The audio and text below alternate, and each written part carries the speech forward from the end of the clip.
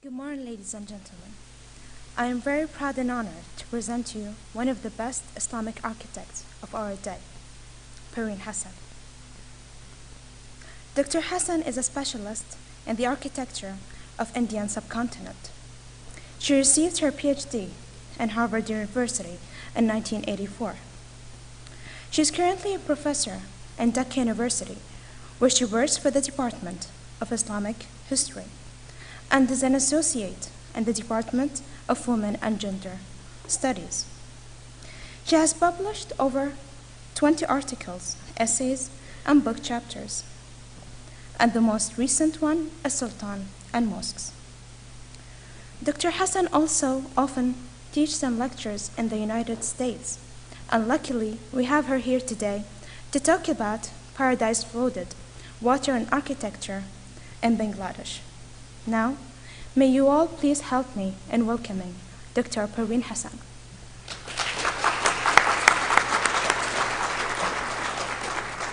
I would like to thank those who are involved in making this, in bringing us all together here, and for giving me this privilege of joining this bevy of scholars from all over the world, as particularly Sheila, Jonathan, VCUQ, and Diane, who did all the hard work.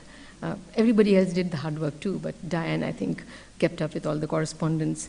And the title of my paper is, first of all, I'd like to correct that I'm not an architect, a mere art historian. And the title of my paper now is Paradise Flooded, Water and Architecture in Bangladesh. It's slightly different from how it appears in the book. For Muslims, paradise is the goal of all earthly endeavors, a blissful garden watered by rivers, set with pavilions and palaces, a dream setting for the desert dwellers of 7th century Arabia. How did the Muslims respond to Bengal's abundant water and vegetation after its conquest in the early 13th century? Were they euphoric about finding an earthly paradise? How had outsiders perceived this land? As early as the 1st century, the Periplus of the Erythraean Sea mentioned the exotic products of Bengal: spikenard, a medicinal plant, pearls, and the finest muslins. Marco Polo wrote from hearsay in 1290 about people who, quote, live on meat, milk, and rice, have much cotton, and carry on a thriving trade, for they have many kinds of precious spices. Quote again, Indian merchants buy eunuchs and also many slaves, and they take them to other countries to sell them. Human trafficking coexisting with thriving trade indicates that there were deep pockets of poverty even then. Besides the shopping, Marco declares that, quote, there is nothing else worth mentioning in this country. His source was accurate except for his slip about the Bengali diet, in which fish, not meat, is the staple. However, the best blessing of a Bengali mother still remains, quote, may my child live forever on milk and rice. Both the Periplus and Marco Polo list commodities, but write little about the land.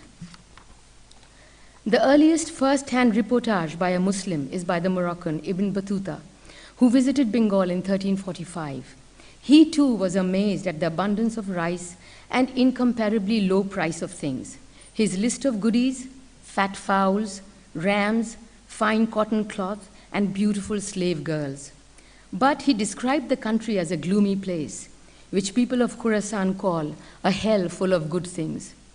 He noted how the rivers, busy with traffic, connected different parts of the country, and how important these and the seasons were in planning war.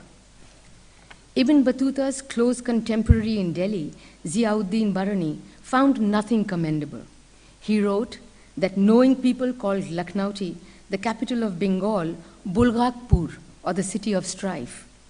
For ever since the conquest of Delhi by the Turks, every governor that had been sent there took advantage of the distance and difficulties of the road to rebel. Otherwise, he would be overthrown, killed, and his kingdom taken. Its people, quote, had for many years evinced a disposition to revolt. It had also become a dumping ground for criminals. At the end of the 13th century, a Delhi Sultan had ordered thugs to be put into boats, ships of fools, and transported to Lucknowty to be set free, so that they, quote, would not trouble the neighborhood of Delhi anymore. Other contemporaries described Bengal as a land of swamps where the nobles passed their lives in their islands. When such was the overwhelming opinion, it is surprising that the Mughal Emperor Humayun called Gaur, Lucknowty, Jannatabad, or the city of paradise, when he captured the city in 1536. Even as his empire was crumbling away to Sher Shah, who Kathy mentioned, he stayed in this watery Shangri-La for 9 months, totally surrendered to the pleasures of his private apartment. He was reportedly not seen at all after the first month. But the historians were still very negative, blaming the enervating and corrupting effects of Bengal's climate for the wickedness and rebelliousness of its people. British colonial accounts were also full of the difficult climate and terrain, but acknowledged the enormous trading opportunities, revenue, and the promise of personal wealth. To a Bengali, water is Janus-faced, both a blessing and a bane, for it nurtures and destroys. So he loves it, but also hates it. In Bengali, Nodi Matrik, or born from the rivers, is the delta's simplest definition, its raison d'etre. The 3 mighty rivers, Padma, Brahmaputra, and Meghna, the Padma, Brahmaputra, and Meghna, all originating in the Himalaya mountains in the north and flowing in from the west, north, and east, carry tons of silt as they make their way to the Bay of Bengal in the south. During this journey, joined by numerous other streams, they meander and widen, getting slower as they deposit their burden and raise the riverbeds. During the rainy season, and all these photographs that you see were taken during the last floods, which were just 3 months ago. During the rainy season, the volume of water causes spillover, resulting in widespread floods which inundate villages, markets, and towns. As the water recedes, rich alluvium is left on the banks and the river shifts into a new channel. The process of erosion and land formation continues as some parts build up while others give way. This is a road, a tarred road, which is just given way. Blockage by silt embankments results in enclosed bodies of stagnant water, a lake, or marshland. Rain, especially during the monsoons, is the second source of water in this hot, wet, and humid terrain. Agriculture depends on it, and too much, too little, or delay in its arrival is disastrous. So the farmer prays for rain, but also curses it. The eastern part of the delta, most of which is now Bangladesh, and please note the position of Dhaka, which is right there. The province of West Bengal, not only are the rivers more numerous in the east, but rainfall increases as one moves eastward. Mirza Nathan, a Mughal general who came to fight rebels in 1608, described in his Baharistan-e-Ghaibi a deluge during the rainy season. He got lost one night in a swamp, and, quote, which appears in the whole country of Bengal during the rainy season, and he wandered about in the deep water in the whirlpool of perplexity, much like this probably. After the Turkish conquest of 1204, control of Bengal was a constant tug of war between the Delhi Sultan and the local governors. But the independence of 1338 lasted for almost 250 years. During the 16th century, Mughal power had spread across northern India, but the independent sultans of Bengal resisted until 1575, when the last sultan was deposed. Kingless, powerful Muslim and Hindu landlords, tribal chiefs, disaffected Mughal officials, and maritime Arakanese or Mughs continued to resist, using the difficult terrain to their advantage, fast getaways by the canals, and disappearance into the forests. In 1610, General Islam Khan conquered Bengal. It became a province of the Mughal Empire to be ruled by governors sent from Delhi. Dhaka, renamed Jahangir Nagar after the ruling emperor, was made the capital. But pockets of resistance continued. The shifting of the seat of power from northwest Bengal, the former capitals were all in this area.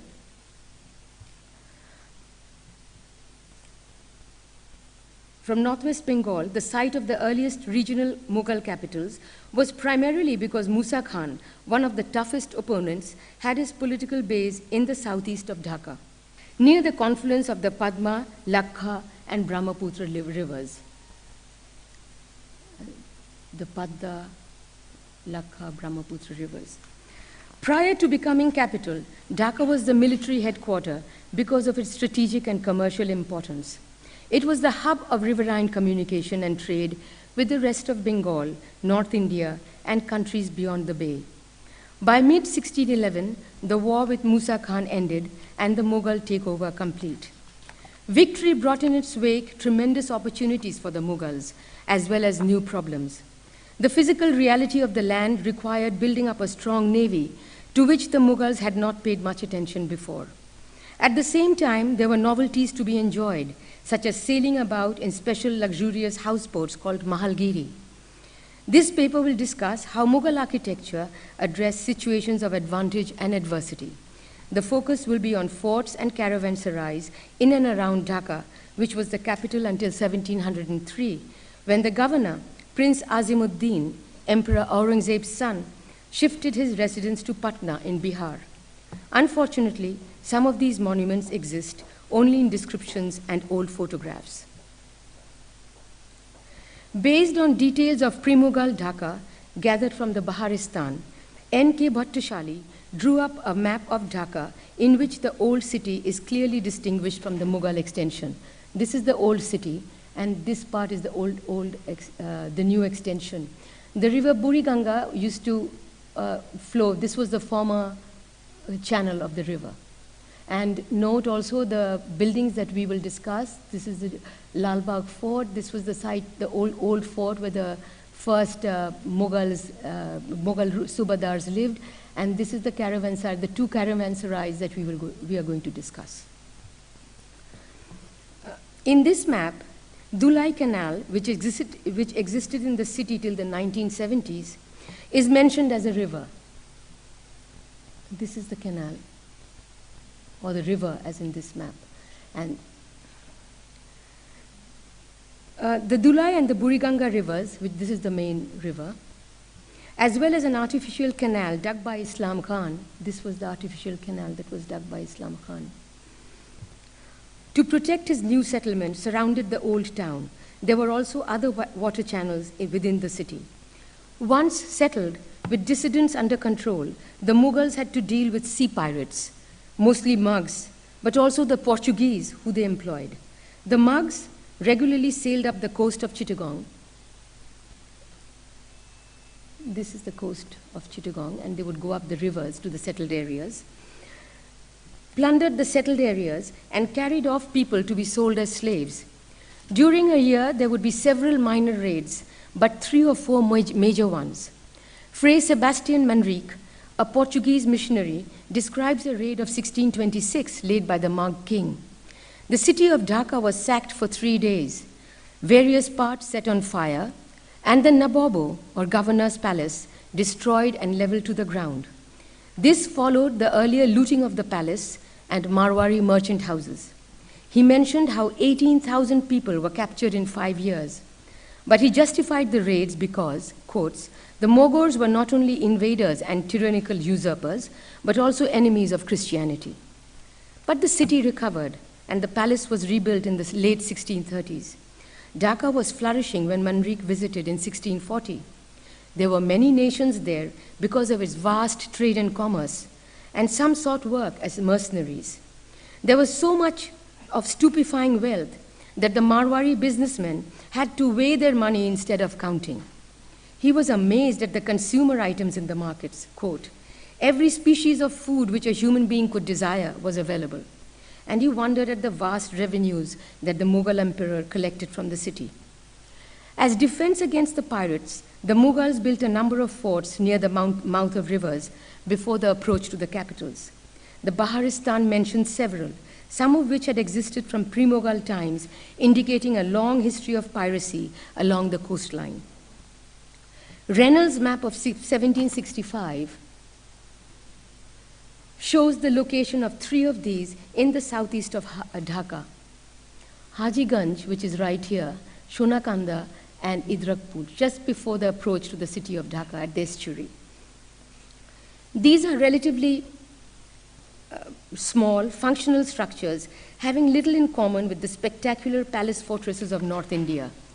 Dating from the early 17th century, the river forts were actively used at least until 1666, when Chittagong was captured and the Arakan king deposed. Commanding a view of the river,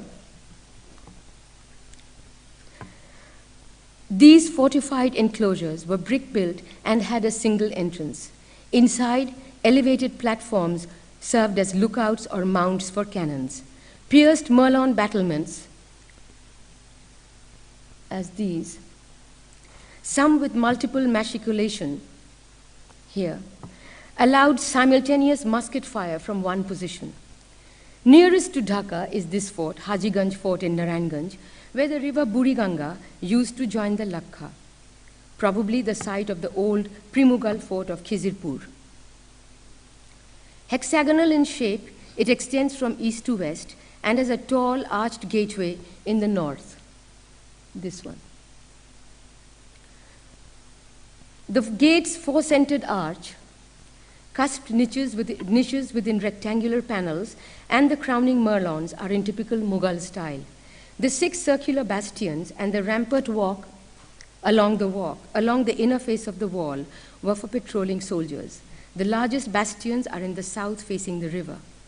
Mirza Nathan mentions an old dilapidated fort originally built by the Raja of the Mughals, subsequently repaired by Musa Khan to defend himself against the Mughals. This is the fort of Shonakanda in Bondur, located on the east bank of the Lokha River, which is now shifted westwards, at its junction with the Dhaleshwari. It is opposite the present steamer station in Narayanganj. The fort is an enclosed quadrangle with octagonal corner bastions and a single entrance in the north. A large artillery platform accessed by a staircase from the courtyard juts out beyond the enclosure walls in the direction of the river. Idrakpur Fort, the largest of the 3, this is right here in the south, right just near the estuary of the rivers, is located in Munshiganj on the south bank of the Dhaleshwari River, just before its confluence with the Meghna.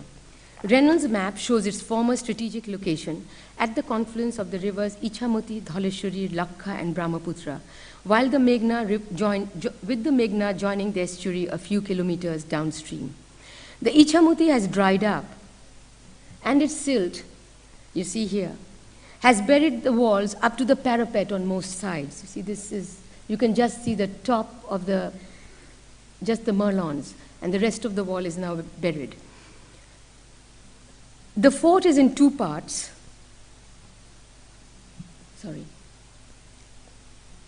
A gateway in the north leads to a large quadrangle with circular corner bastions. Attached to the east wall of this quad, there is a second irregular quadrangle with a high circular platform accessed from the front courtyard by a staircase with a formal gateway. A narrow staircase along the southeastern wall of the platform provided private access and exist. The river, this one, with its several jetties or ghats, was used like Main Street, and the governor's residence was on the northern side of the road that was parallel to the river. This is the road that ran parallel to the river. The road ran through the city from northwest to southeast. The palace that Manrik reported as destroyed by the Mughals, although rebuilt again, does not exist any longer. Its site is presently occupied by the state prison, which is this one. But contemporary accounts give us an idea of its location and layout. Probably more like an outpost before Islam Khan's arrival, it is one of the 4 ancient forts of Bengal mentioned in the Baharistan, all the others being in the northwest. Before his own arrival, the general had sent an advance party of officers and mansabdars to become engaged in the construction of the fort, probably to make repairs befitting a governor's residence. The fort had two gateways in the east and in the west. Around it were the Badshahi Bazaar, Peel Khana, which is the elephant stables, Mahut Tuli, Bakshi Bazar, and Diwan Bazar. In other words, the quarters of the Mahuts, the provincial governors, the Diwans, and secretaries. To the north was the Bagh-e Badshahi, location of the present High Court, where Islam Khan was originally buried. The fortified walls had turrets and battlements fitted with cannons, where armed archers and musketeers stood guard. Inside, the formality and strict protocol of the Mughal court was maintained. Nobility seeking audience with the governor had to wait in the house of the Bakshi, or the paymaster and adjutant general, which served as a guardhouse of the nobles. From there, they were escorted to an inner garden adjoining the palace, where in the imperial tradition, the governor appeared at the jharoka, or a balcony with a window. The jharoka darshan, or balcony appearance, was an Indian royal custom, as you see in this fort in Chittor, that had been taken over by the Mughal rulers. This one. Islam Khan's jharoka seems to have been quite elaborate, as it is described as a small house elevated on a 12-foot high platform. This shows the Emperor Shah Jahan in his jharoka. Standards decked the grounds below, where officials stood according to rank. Sometimes, when the affairs of the jharoka were over, the Khan would come down into the garden to the hall of private audience. The grandees paid their respects and sat down after the governor had taken his seat. When the meeting arose, Islam Khan, quote, according to his usual custom, took his stand at the door of his palace and bade adieu to the chiefs in accordance with their rank. When the Emperor Jahangir heard of this assumption of royal prerogative by a provincial ruler, he promptly issued an ordinance laying down rules of courtly conduct. The jharoka was off limits, and the governor's seat could not be more than 3 feet high. Islam Khan bent the rules by holding court from the jharoka at night and conducting business while standing up. Alas, the recalcitrant heir of Bengal had not spared even the loyal Subadar. No one was allowed to ride into the palace. Once when Hussain, Islam Khan's son, dismounted under the jharoka, the gatekeepers and stable hands were whipped for not stopping him.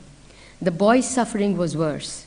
Failing an attempt to commit suicide at such an insult, he was severely beaten both by his father and his retainers.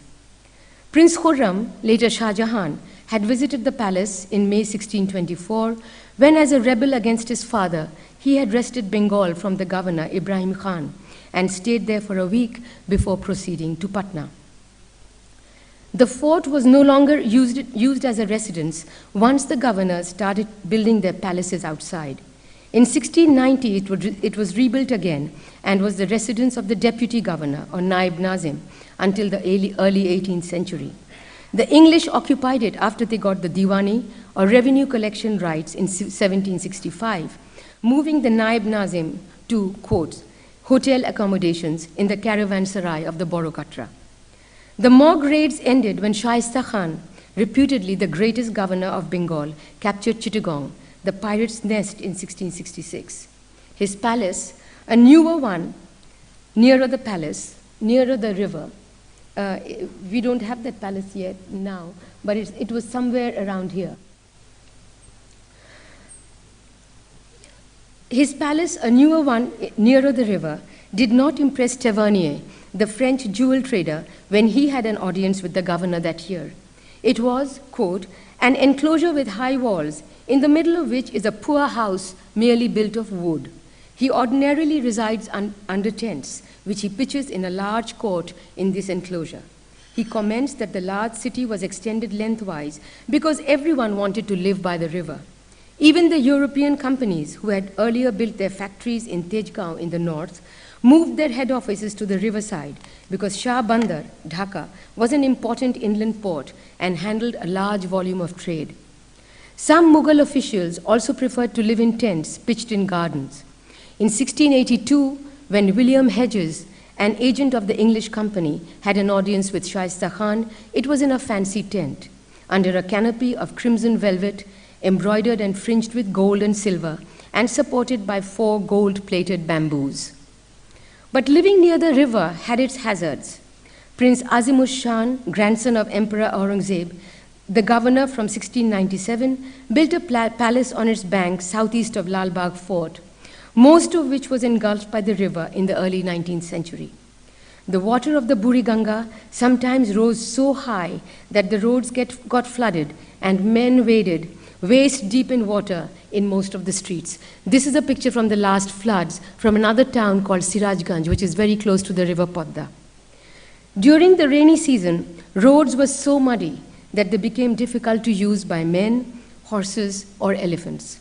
Prince Azam Shah, governor from 1678 to 79, is credited with laying the first brick-paved road in the city, and, quote, Bengalis, who had never seen such a road before, wondered at the sight and rejoiced. Thriving trade still coexisted with abject poverty. On an outing, the prince, known for his luxurious way of life, was shocked at the humble way some poor people were celebrating a wedding. So he ordered a purse to be donated. The prince himself could not do without gardens and with fountains and fish pools, so they were carried around for instant installation. Elephants transported gold and silver fish in boxes full of water, so that wherever he dismounted, a level garden would be set up before his tent. Copper cisterns with fountains were filled with water and installed, and the fish emptied into those. The huge volume of river trade handled by Dhaka necessitated proper accommodation for traders and goods. A large sarai, the Barakatra, was built between 1644 and 46 by Mir Abul Qasim, the superintendent of buildings, later appointed Diwan or revenue collector. This is the caravan sarai, the large one, and this is the smaller one. The ruling governor was Prince Muhammad Shuja, son of Emperor Shah Jahan. Located between the river and the bazaar, the river, and this is the bazaar, and this was the palace. Almost in actual alignment with the old fort, it is one of the most magnificent structures built during Mughal rule in Bengal. The dotted lines in the map indicate the river as it flowed in the 17th century. A katra is an enclosed quadrangle, like this, with rooms around its 4 walls, which were rented out as living chambers or shops. Presently housing a madrasa, the Boro Katra has been occupied by squatters and shops for over 100 years. Sir Charles D'Oyly's drawings of 1808 shows it in a better condition than it is now, even though decay had already set in. And a watercolor lithograph gives a view from the river some 4 decades later. The huge courtyard in the center, which you saw in the drawing, is now completely built over and was originally an open space with multiple uses. The northern gateway facing the city was pulled down in the early 20th century. In the south, or the river facade, which is this one, the river facade has massive octagonal towers and a monumental 3-storied gateway, the earliest one in Dhaka. It incorporated an Iwan and a Pishtak, and an octagonal central chamber with radiating rooms and vaulted passages. The half dome still has archnet and floral designs in stucco. The foundation inscription indicates its grand conception. What a building! It puts high heaven to shame. You may call it a copy of the Garden of Paradise. When a second sarai was needed, the Choto or small Katra was built about a quarter of a mile east of the Boro Katra in 1663 by Shaista Khan. This one. Modeled on its predecessor, but smaller in size, it is in worse condition because much of its external elevation has changed. This is it now. It extends, you can see from the octagonal tower through this. This is the gateway to the corner tower here. And this is the drawing which shows the Katra, this part, the gate, the main gate. D'Oyly also sketched a water pavilion on a canal near the center of Dhaka, which is this one. Situated in a quadrangular brick-walled pool and surrounded by a broad terrace, it was accessible by a bridge on the east, most of which was already gone by Doyley's time. The setting and the pavilion is reminiscent of the hunting lodge in a tank that was completed by Shah Jahan in Sheikhpura in Punjab. In this city of unbounded water and greenery, Prince Muhammad Azam nostalgically created a Chahar Bagh garden with pavilions and water channels laid out on a grid. The same prince who carried portable fish ponds and fountains is also said to have commenced Lal Bagh, the only Char Bagh to have survived in Dhaka. When Shaista Khan replaced him after a year to serve a second term as governor, he is said to have resided there. Its earliest mention is in the Dhaka Diaries of the English Factory, dated July 9, 1689, when it was not only the residence of the Nawab, but also a prison where Englishmen were kept in custody. Never completed, most of the construction dates from the late 17th century. Lal Bagh, meaning ruby or red garden, is in the southwestern part of the city, on the northern bank of the old stream of the Buri Ganga. Popularly known as a fort, perhaps because of its high fortification walls and monumental gateways, it is a large private garden with a tank and 3 actually allied buildings at its core. These are the 3 buildings. These are, from the west, a mosque, a tomb, that's the mosque, a tomb, and a hall of private, an audience hall with attached hammam, and the tank, this one. Digging a tank and using the earth to raise the construction site above flood level is a traditional local practice. The prototype of this garden in Bengal is the earlier complex of Shah Ni'matullah Wali in Gaur, built by Prince Shah Shuja for his spiritual mentor. But here in the center you see the mosque, this is the hammam, and this is the tomb. An irregular rectangular plan, this is Lal Bagh again, enclosing 19 acres, Lal Bagh has 3 entrances, the main and most monumental being this one, which was approached from the river in the south. It is a grand 3-story structure with incomplete upper stages. The central Iwan has a half dome decorated with squinch nets and merlons at its base. The 4-centered arched doorway is framed in sandstone, precious in Bengal, with medallions carved on its spandrels. This one here, right here. This leads into a spacious domed chamber with deep half-domed vaults on either side, guard rooms being within the fronton. On the river facade, alcoves on ground level,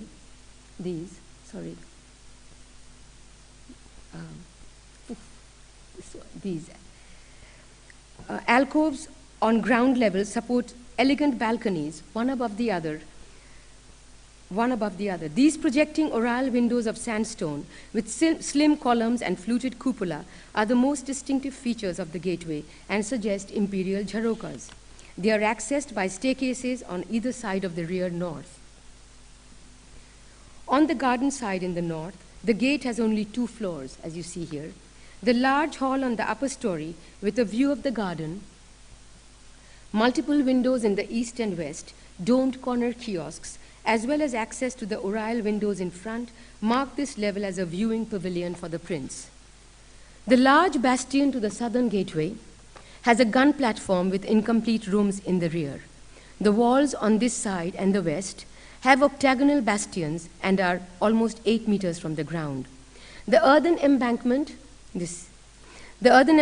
which reinforces the wall from inside, has a garden with beds in the popular Timurid 8-pointed star pattern and a reservoir on its terrace. And the reservoir is right here.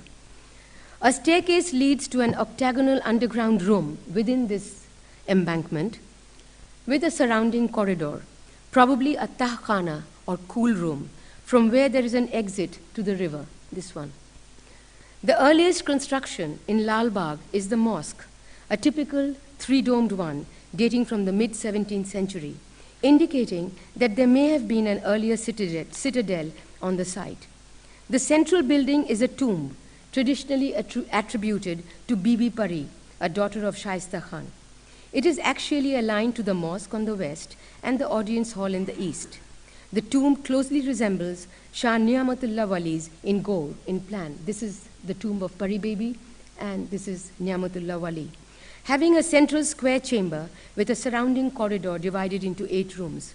This plan, associated with the Hasht Behesht idea of the Islamic paradise, has prototypes in North India and beyond.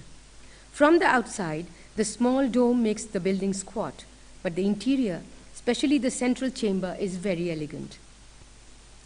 The cenotaph, walls, and the pierced screens on 3 sides are of marble, while all the ceilings are of corbelled black stone. While other rooms have glazed tile dados, the expensive construction material of the central chamber indicates the royal status of the person interred. The easternmost structure, facing the tank, is the 2-storied audience hall with attached hammam at the back. This is the hammam. The entrance hall, here, with lotus fountain, leads to the bath, while a staircase in the south gives access to the upper floor audience hall, this one. Here, the coved ceiling under the curved roof, cusped arches, and the stone columns,